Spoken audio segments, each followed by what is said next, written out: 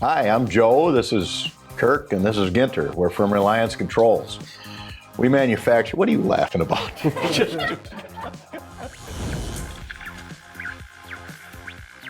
Today we're going to be discussing in kind of a roundtable format answers to frequently asked questions about our product that we get every day. So let's get started.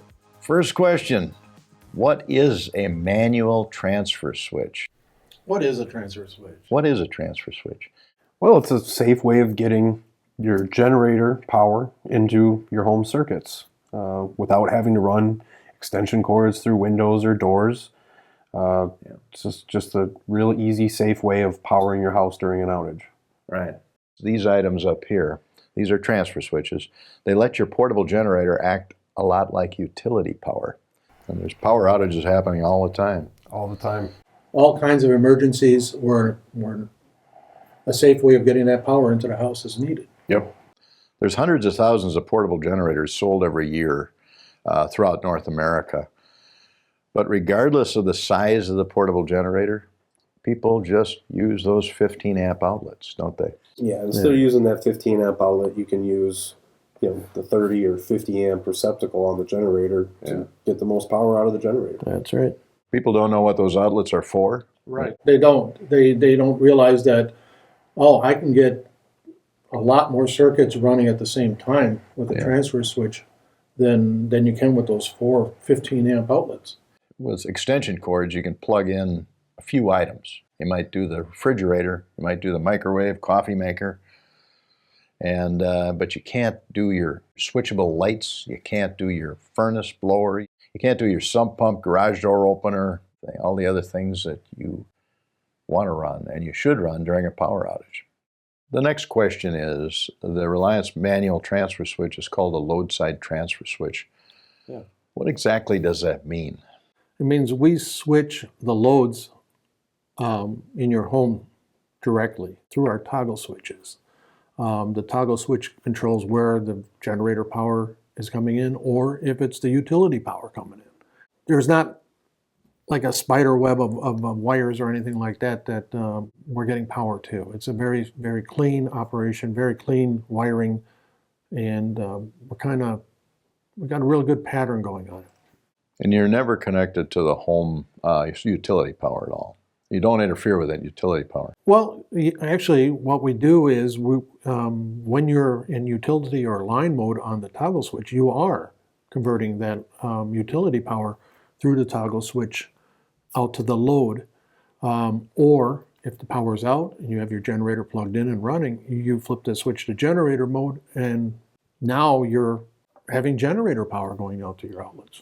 But our transfer switch is completely safe because you never can cross the two. Right, and that's the nice thing about it. We have a UL listing on our transfer switches that shows that, hey, these things have been tested through the mill, and they want to make sure everything's working safe. So yeah. Our toggle switches have 3 positions. They've got a line, off, and a gen position that you can switch to. So what does that mean? Well, it's a 3-position switch, and that's what's controlling where your power is coming from to power those circuits in your home.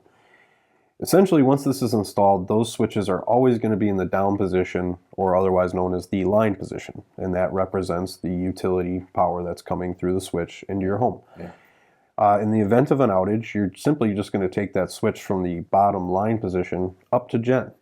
And what that's doing is redirecting power from no longer coming from the utility panel, it's now coming from the generator to power the house. The off position is just there as a break. The switches are never going to be in the off position.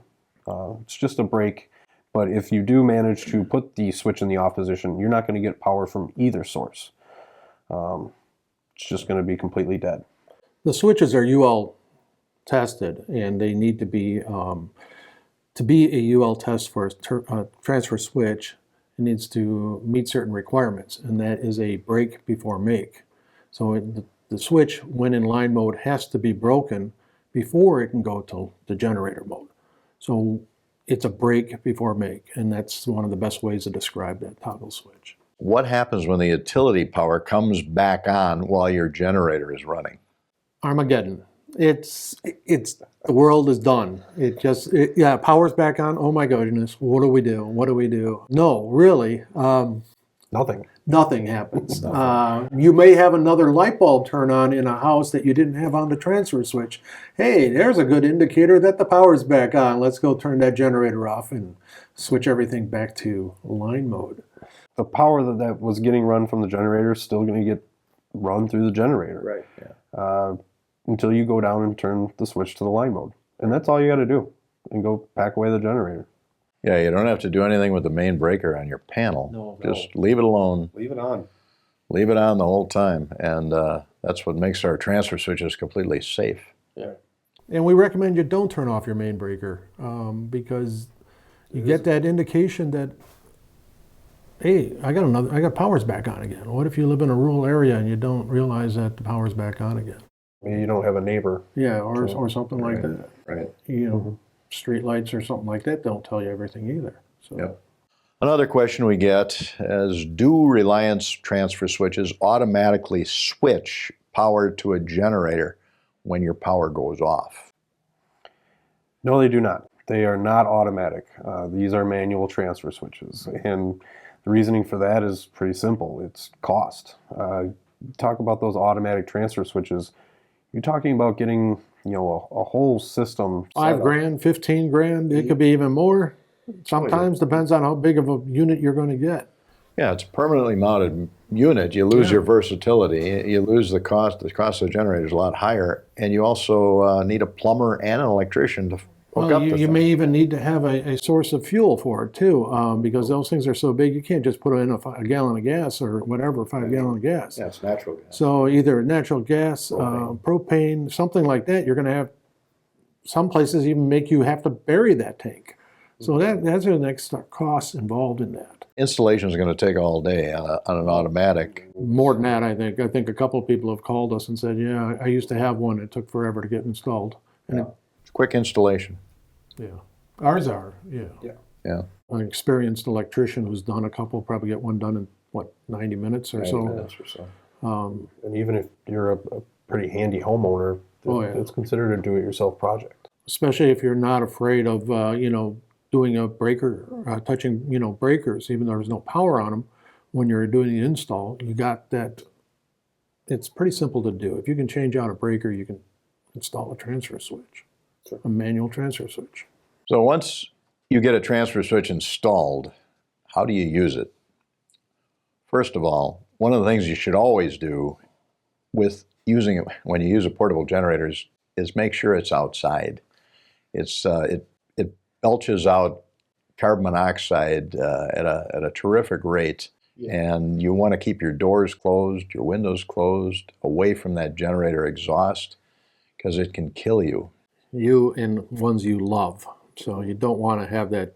You want that outside, definitely. Yeah. So how do you use it? How do you use the transfer switch? What's the procedure? Well, you want to pull that portable generator outside, at least 10 feet away from your home. Yeah. You want to plug the cord from the generator to however you're getting power to your transfer switch, whether it be using one of these power inlet boxes that gets mounted on the outside of your home. Otherwise, maybe your panel's outdoors and you're using an outdoor transfer switch and you're plugging the cord directly to the transfer switch. So when you're plugging in the cord, what you're doing is you're creating a ground from your main panel to your generator. Now, you don't want to start your generator until you've got it plugged in, because you want to make sure you've got that ground wire connected. And that ground is coming through that cord. So then, go ahead. Then you want to fire up the generator. Let it warm up for a little bit so the generator is ready to accept, power being pulled from it. And then what you're going to do is go to the transfer switch and go to those line off gen toggles, and one at a time take them from line to generator. Now you're running on generator power to those select circuits, and you're just pretty much waiting for your line power to come back on.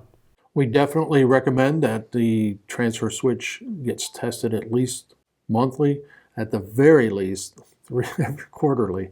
But monthly is a really good number. Get a quart of gasoline, pour it in the tank if that's what you've got, or if you got propane, whatever.